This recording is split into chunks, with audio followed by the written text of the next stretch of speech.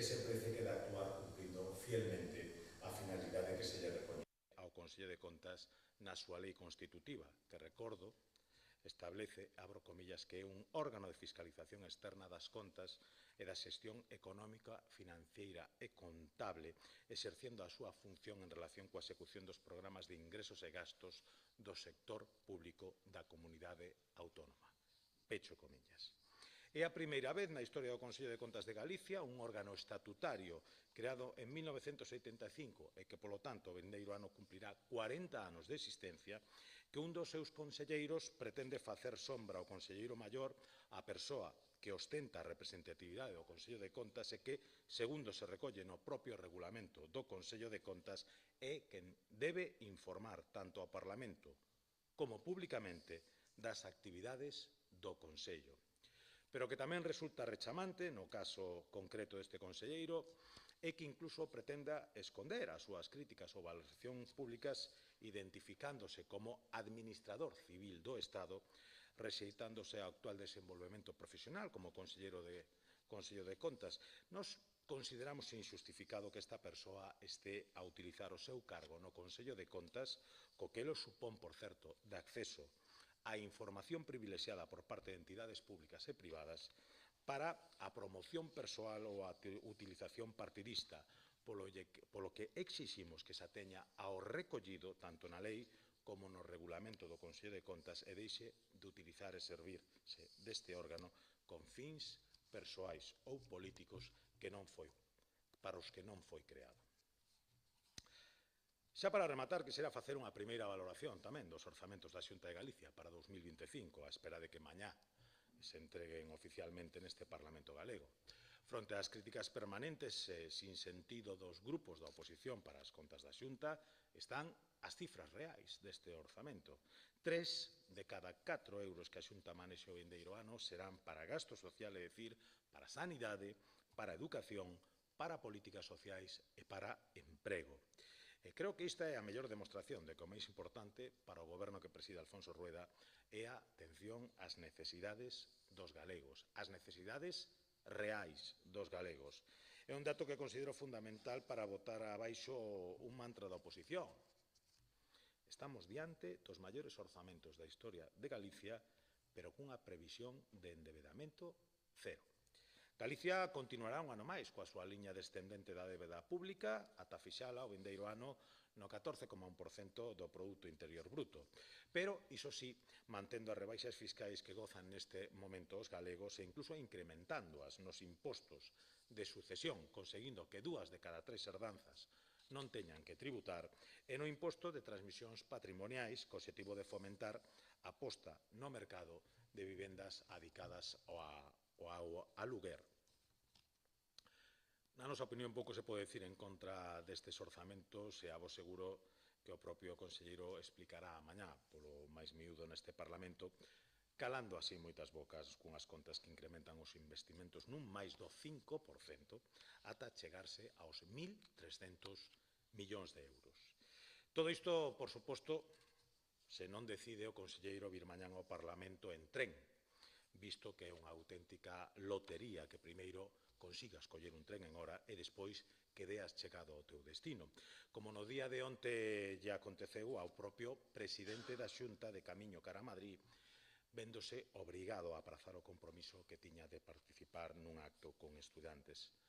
Lamentablemente, e como ben dixo onte o propio presidente, é a tónica habitual, señor ministro de Transportes.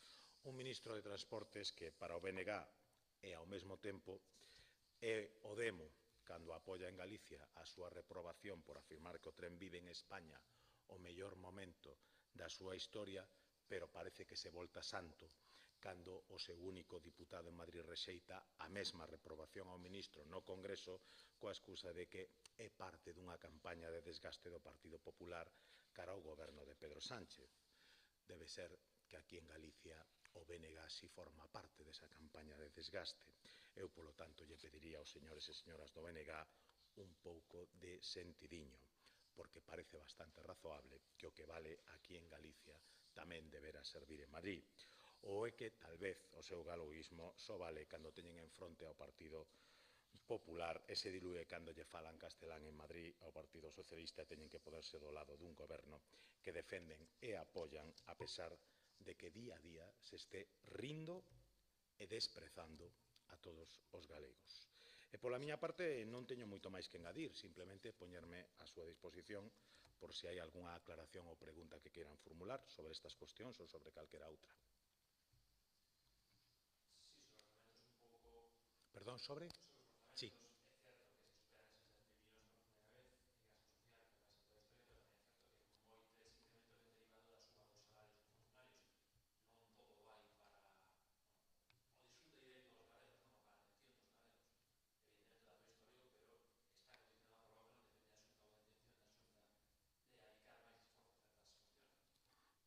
Bueno, a nos parece bastante importante que os funcionarios, como vostede di, que teñen que prestar esos servicios estén pagados adecuadamente. En todo caso, non me parece un tema menor, porque cando pagamos esos funcionarios estamos pagando aos médicos que atenden a sanidade pública, aos enfermeiros, aos celadores, aos profesores, estamos pagando ás persoas que atenden os nosos maiores e os nosos nenos. E, polo tanto, para nós iso é un compromiso claro e directo cunha atención axeitada a todos eses colectivos. E, polo tanto, claro que os consideramos directamente aplicados aos fins que se persiguen, que son fins sociais. Non podemos entender os servicios públicos sen traballadores públicos.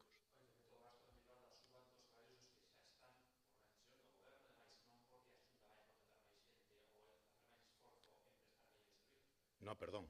A Xunta vai mellorar as condicións salariais e supostamente temos escoitado aquí reiteradamente neste Parlamento con iso mellorar tamén a atención aos nosos maiores e ademais contratar tamén novo persoal, por suposto, como ven facendo dende fai moitísimos anos, pero volvo a repetir, me parece que garantir os niveis salariais axeitados para as persoas que cuidan dos nosos maiores, dos nosos fillos, que lle procuran a educación, que lles procuran apoio social ou que lles procuran atención médica é un compromiso irrenunciable de calquera administración responsable e a Xunta de Galicia o é. Polo tanto, volvo a repetir, non se nos pode queixar cando por mor das situacións económicas se producen conxelacións salariais e despois facer exactamente o mesmo cando o que facemos precisamente é porque agora, despois dunha xestión razonable e prudente da Xunta de Galicia, se dan as condicións para poder recoñecer salarialmente a esas persoas que desenvolven un papel fundamental na atención pública.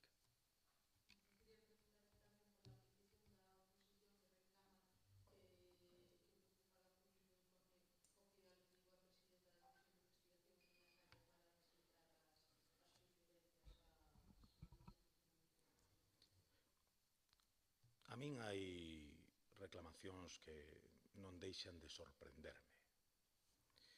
Que a diputada máis veterana desta Cámara faga un alarde público desa magnitude do descoñecemento do funcionamento e do regulamento desta Cámara paréceme alarmante.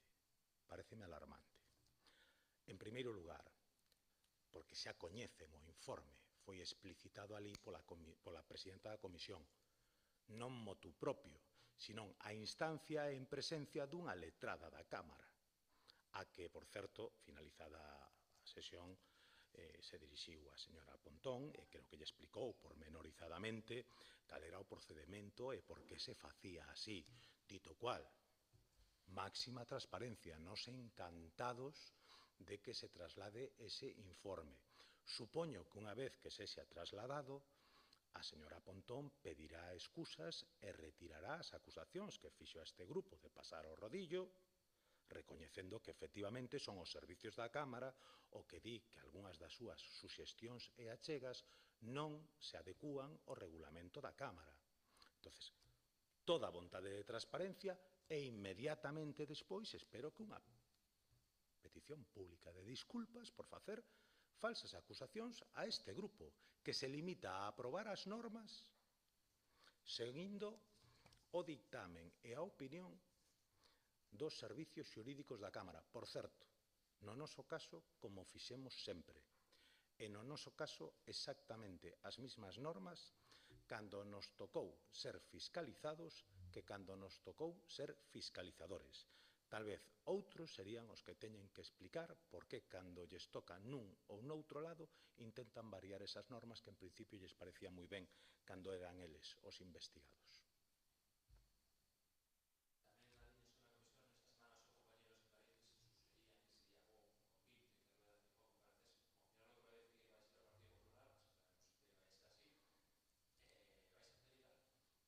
Perdón?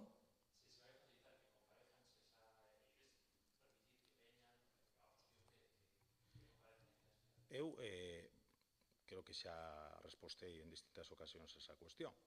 Cando teñamos os plans e as propostas de plans do traballo en riba da mesa, pois valoraremos cal é o resultado final que se aproba. En todo caso, isto non se trata de que comparezan uns aos outros. De feito, o propio presidente da Xunta xa manifestou que non tiña ningún inconveniente en comparecer, pero alguén terá que explicar por qué e para qué. Eso me parece que é fundamental. A día de hoxe non temos esa solicitude realizada. Cando se nos achegue a valoraremos e esperaremos a ver cales son os motivos que se argúen para a súa necesidade de comparecencia nesta Cámara. Volvo a repetir o principio que explicitamos dende que se formou esta comisión. Transparencia toda, circo o mínimo. Non escoitei esas declaracións de Santalices e, volvo a repetir, será conveniente ou non en función de cal sexa o obxecto que persigue esa comparecencia, porque, por exemplo, no caso do señor Rueda Taora todavía non explicou ninguén cal é a súa vinculación cos asuntos que atinxen a esta comisión. Estaría ben que alguén o fixera. Algúnha cousa máis? Oye, pois moitísimas gracias, como sempre, e nos vemos na seguinte.